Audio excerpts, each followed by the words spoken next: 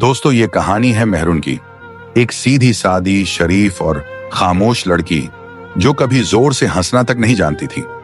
उसके अंदर अरमानों की एक पूरी दुनिया थी, मगर उस पर चुप्पी की चादर तनी हुई थी।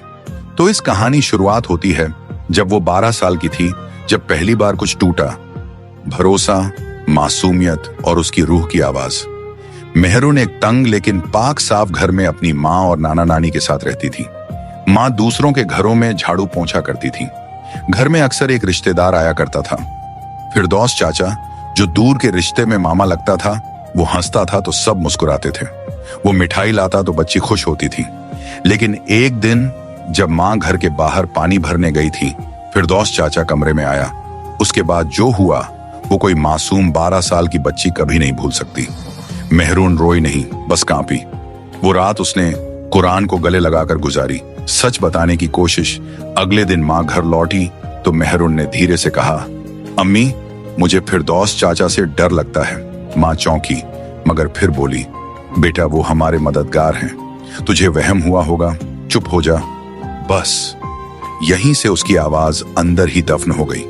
मेहरुन ने ना कभी किसी से कुछ कहा, ना हंसी, ना शिकायत। वो चुपचाप बड़ी हो गई, मगर अंदर से जैसे रोज मरती रही।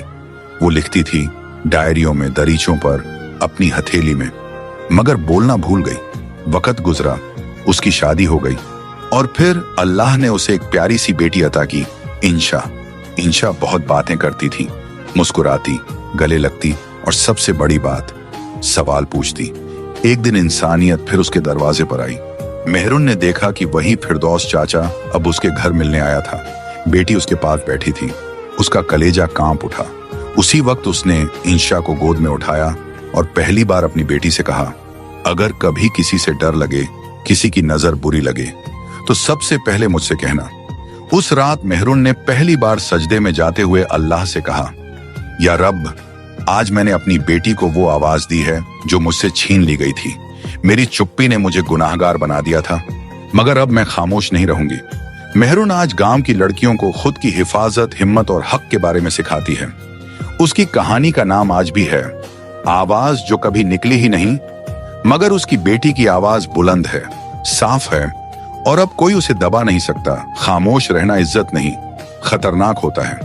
आवाज खोना कमजोरी नहीं, लेकिन आवाज वापस पाना ताकत है।